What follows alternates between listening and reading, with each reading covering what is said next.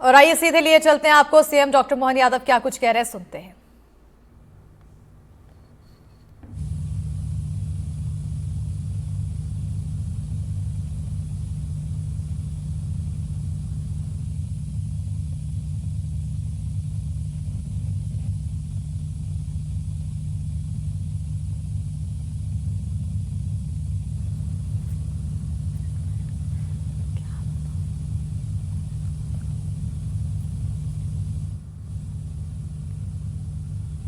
CM doctor Mohan Yadav को सुन रहे हैं आप, जहां पर कार्यक्रम में पहुंचे हैं सीएम डॉक्टर मोहन यादव। नरसिंहपुर में कृषि उद्योग समागम का आयोजन किया जा रहा है और इन्वेस्टर्स मीट 2025 का यहां पर आयोजन हो रहा है, जिसको संबोधित करते हुए सीएम डॉक्टर मोहन यादव नजर आ रहे हैं। तस्वीरें आपको दिखा रहे हैं मंच से, ये सीधी तस्वीरें हैं। तमाम कई वरिष्ठ नेता भी यहां पर इस कार्यक्रम का हिस्सा बने हैं और बेहद ही खास ये एक आयोजन होता हुआ नजर आ रहा है, कृषि उद्योग समागम।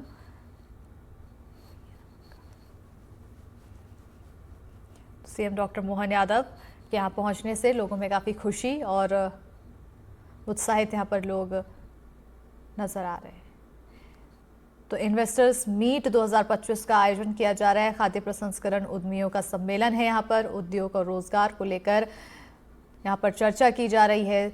साल 2025 में उद्योग और रोजगार को कैसे बढ़ाया जाए, इन तमाम विषयों को लेकर यहाँ पर चर्चा और लगातार देखने को मिल रहा है। सीएम डॉक्टर मोहन यादव की तरफ से अलग अलग कदम उठाए जा रहे हैं, अलग अलग प्रयास किए जा रहे हैं कि नए स्टार्टअप शुरू किए जाएं प्रदेश में और साथ ही साथ व्यवसाय को और ज़्यादा कैसे बढ़ाया जा सके, कहां से व्यवसाय लाया जाए, इन तमाम चीज़ों पर काफ़ी जोर दिया जा रहा है। फिर वहीं इस इन्वेस्टर्स मीट के जरिए सभी वर्ग, उद्योग, किसान, रोजगार और युवा, यानी कि हर किसी के बारे में सोचते हुए अलग अलग व्यवसाय पर जोर दिया जा रहा है और ऐसे में ये इन्वेस्टर्स मीट बेहद ही अहम हो जाता है, जहां सीएम डॉक्टर मोहन यादव मौजूद हैं। आते आते इस साल जब हम जीआईएस के माध्यम से भोपाल में बैठे थे तो 65 देश से ज्यादा के लोग और पूरे देश के लोग उपस्थित थे अपनी जीआईएस में। भोपाल वाली मानव संग्रहालय का वो अपने आप का अतीत का गौरवशाली पक्ष। मानव संग्रहालय में तो ये शब्द ही समझ नहीं पाता हूं। मानव संग्रहालय नहीं हो सकता है। संग्रहालय तो निर्जीव वस्तुओं का होता है, सजीव का संग्रहालय कैसे हो सकता है। मानव की तो अपनी विकास की एक प्रक्रिया है। प्राणी संग्रहालय हो सकते हैं बायोडायवर्सिटी के माध्यम से। कभी डायनासोर थे, अब नहीं है। कभी रेप्टाइल कोई और प्रकार के थे, अब नहीं है, वो मान सकते हैं। लेकिन मानव संग्रहालय ये उसी प्रकार का संशोधन का समय आएगा जैसे शिक्षा मंत्रालय को मानव संसाधन मंत्रालय बता दिया गया था। अब शिक्षा और संसाधन तो भौतिक वस्तु है, उसको शिक्षा मंत्री से नहीं जोड़ा जा सकता। लेकिन हमारा इस पूरी मेरी बात रखने के पीछे का सार अगर कहीं है तो यहीं आके टिकता है कि भारतीय जड़ों से जुड़कर के भारत ने जब भी प्रगति की है तो प्रगति में हमारे किसान, हमारे उद्यमी और हमारे उपभोक्ता ये कहीं बाहर नहीं जाते हैं। ये सब यहीं मिलजुल करके सह अस्तित्व की भावना से हजारों साल से सिस्टम चलता है। इसलिए इसी को स्वावलंबन नाम भी दिया गया। और आज के इस दौर में जब बॉर्डर पर हमने अभी अपने प्रधानमंत्री को और भारतीय सेना को देखा, जोरदार अभिनंदन करो माननीय प्रधानमंत्री नरेंद्र मोदी का। और बॉर्डर पर गरजते तमाम प्रकार के हथियारों का, धन की, दौलत की, शोहरत की और अच्छे काम के मोहरत की कभी भारत में और मध्य प्रदेश में कमी नहीं रही। लेकिन रही कमी तो हमारी अपनी व्यवस्थाओं के संचालन के साथ उस पे अपने आप में हमारे नियंत्रण की, खास करके देश के दुश्मनों से निपटने की। मैं लाइन से बता सकता हूं, ज्यादा पुराना नहीं। पानीपत का पहला युद्ध जब बाबर के साथ होता है तो हमारा हेमचंद्र हेमू विक्रमादित्य केवल 1.5 लाख की सेना उनके साथ है, लेकिन हारते कैसे हैं? तोप और बंदूक का प्रयोग। पहली बार होता तो 1000 हाथी तोप के धमाके से, गोले से तो मरे ही नहीं, धमाके से भाग रहे, क्योंकि टेक्नोलॉजी का अभाव था। अपने लोग जान देने को तैयार थे, लेकिन जान देने से काम नहीं चलता। टेक्नोलॉजी में क्या होता है? दूसरा पानीपत का युद्ध फिर होता है अकबर के सामने, इब्राहिम लोदी के साथ बड़ी सेना लेकर के, लेकिन उसमें भी वही नाटक होता। और तीसरी बार की स्थिति भी यही बनती। लेकिन ये बदलते दौर का समय है। अभी मैंने एक पानीपत, दूसरा पानीपत और तीसरा पानीपत बताया, और पानीपत का रिकॉर्ड है कि तीनों रिकॉर्ड में भारत के लोगों को बड़ी संख्या थी, बड़े पैमाने पे अपने व्यवस्था के आधार पे लोग मौजूद थे। लेकिन आपको जानकारी के लिए बता दूं कि धन की कमी भारत में कभी नहीं रही, इसलिए इसको तो सदैव सोने की चिड़िया कहा जाता है। लेकिन चिड़िया का तो चाय जो शिकार कर लेता है। आजकल लायन का जमाना है, और हमारे बीच लायन है नरेंद्र मोदी जी। जोरदार अभिनंदन करो अपने गुजरात के गिर शेर। अभी तो संख्या भी बढ़ रही है, हमने देखा सुना है। इसलिए आज बदलते समय में, टेक्नोलॉजी के युग में, हमने देखा हमारे आसमान पे ऐसा लग रहा था टीवी खोलो तो दिवाली के फटाके फूट रहे ऊपर। पाकिस्तान के तरफ से कौन कौन सी मिसाइल, अब मैं बोल तो नहीं सकता हूं, लेकिन आप भी समझ रहे हो, पाकिस्तान तो मोहरा था। हथियार कहां से आए थे मालूम पड़ा। किसका बाजार बिगड़ गया है बताने की जरूरत नहीं है। जिनके अपने बाजार बिगड़ गए उनकी हालत बिगड़ गई। लेकिन आज जब मैं आपसे बात करने आया हूं तो हमारी सरकार ने बदलते दौर में माननीय प्रधानमंत्री जी के नेतृत्व में ये बात सही है कि हमारे लिए मेड इन इंडिया का समय है। और मेड इन इंडिया की जब बात कर रहे हैं तो सभी क्षेत्रों में समान रूप से हथियार की बात होगी तो हथियार की होगी। मैं मान के चलता हूं कोई बड़ी बात थोड़ी है। आप में से भी कोई व्यक्ति ऐसा हो सकता है जो अपनी अच्छी मिसाइल बनाने की फैक्ट्री डालेगा। आप में से कोई हो सकता है जो अच्छी गन की फैक्ट्री डाल सकता है।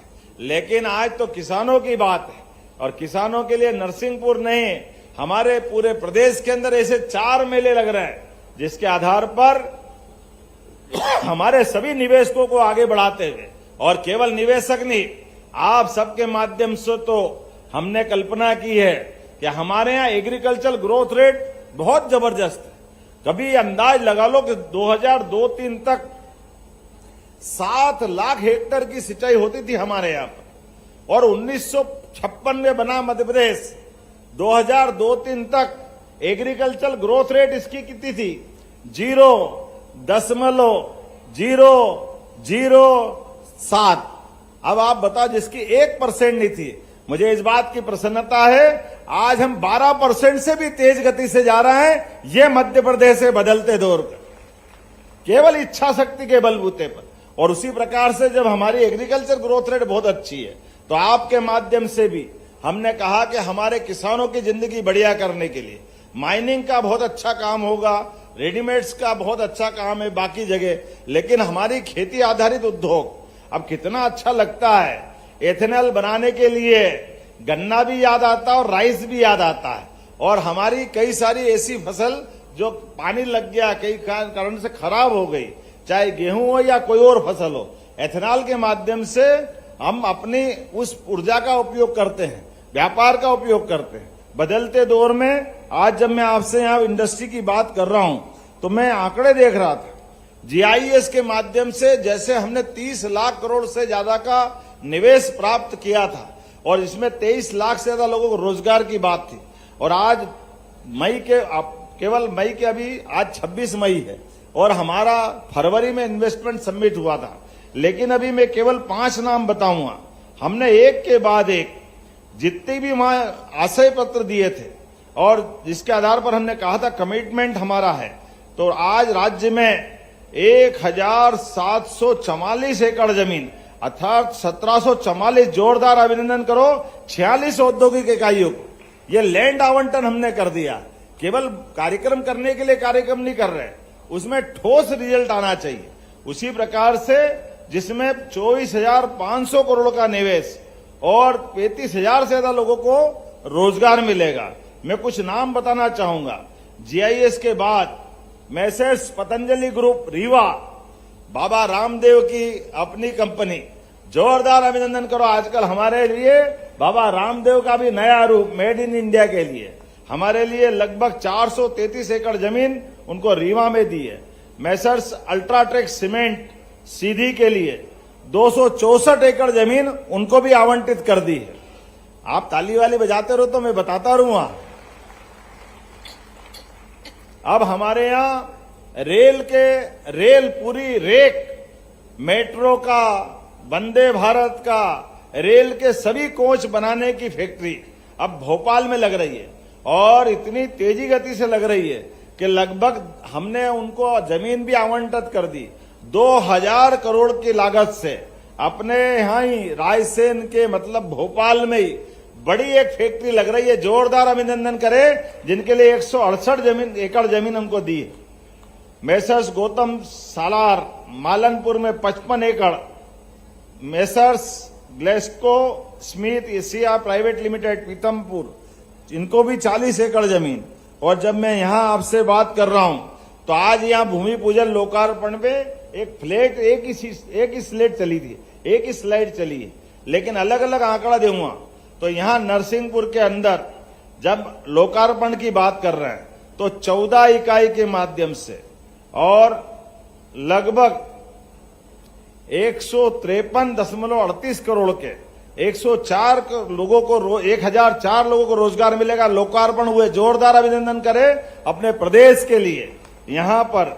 और भूमि पूजन 16 इकाइयों का हुआ जिसमें 474.46 मतलब 450 ही हो गया, समझो 46 का क्या अर्थ है।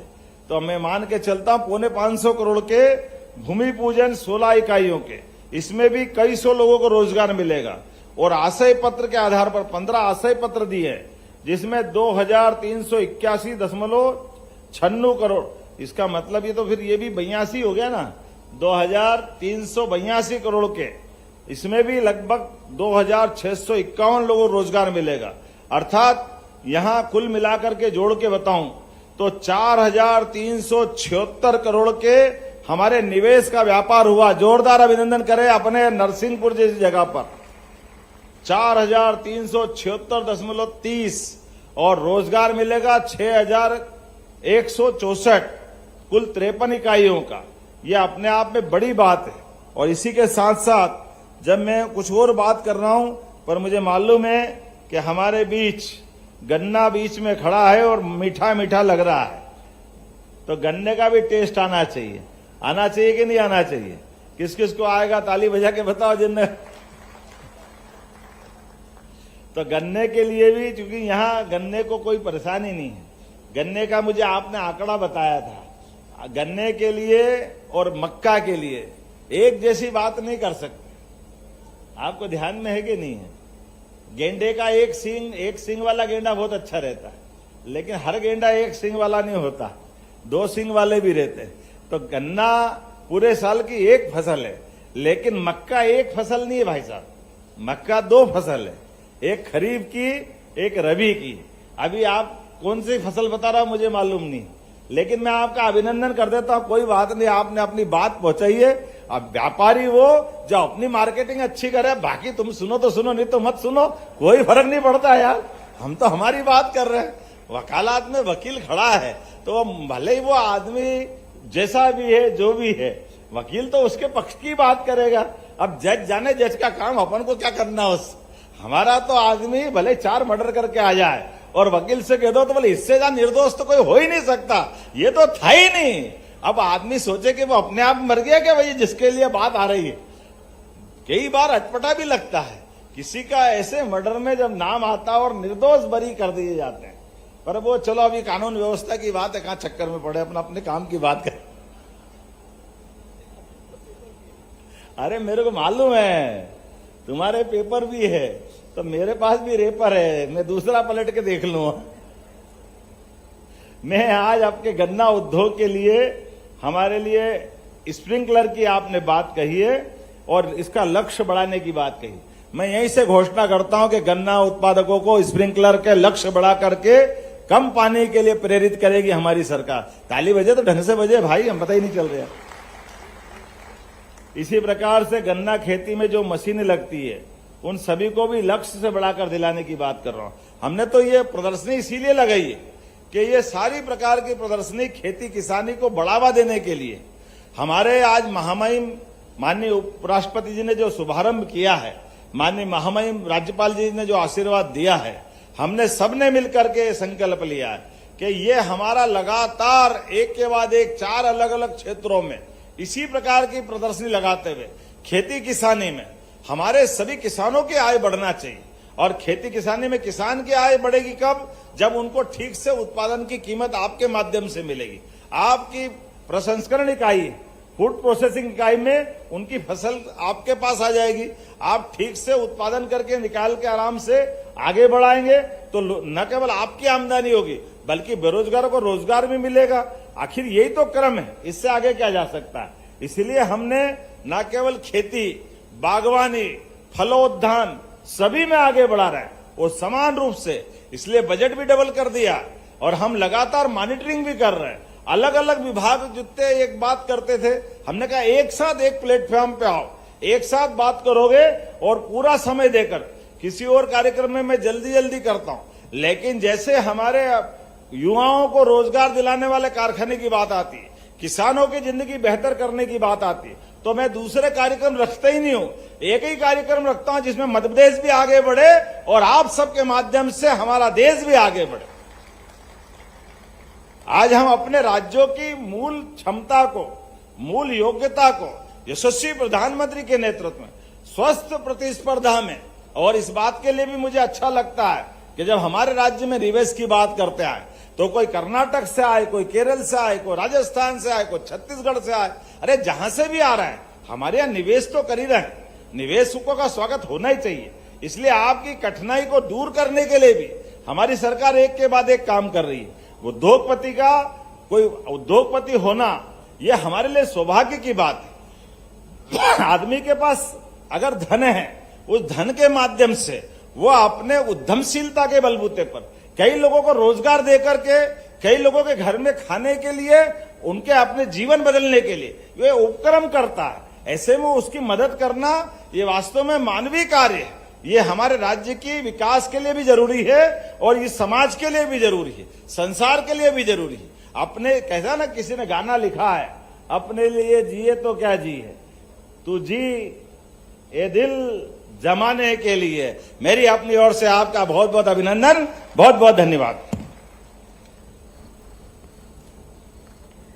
सीएम डॉक्टर मोहन यादव को सुन रहे थे आप, जहां पर उन्होंने बताया कि किस तरह से प्रयास किए जा रहे हैं तमाम वर्ग के लोगों के लिए और खासतौर पर उन लोगों के लिए जो 4 जाति प्रधानमंत्री नरेंद्र मोदी द्वारा बताई गई है, उस पर भी काफ़ी ज़्यादा फोकस किया जाता है। और ऐसे में रोजगार स्थापित करने के लिए, व्यवसाय बढ़ाने के लिए लगातार अलग अलग प्रयास किए जा रहे हैं और इस समिट के माध्यम से भी यही कोशिश यहाँ पर देखने को मिल रही है। बहरहाल मंच से सीएम डॉक्टर मोहन यादव ने सभी को संबोधित किया। इस संबोधन के बाद लोगों में भी काफ़ी उत्सुकता देखने को मिली। चेहरे आप देखकर अंदाज़ा लगा सकते हैं जो लोग वहाँ पर मौजूद हैं।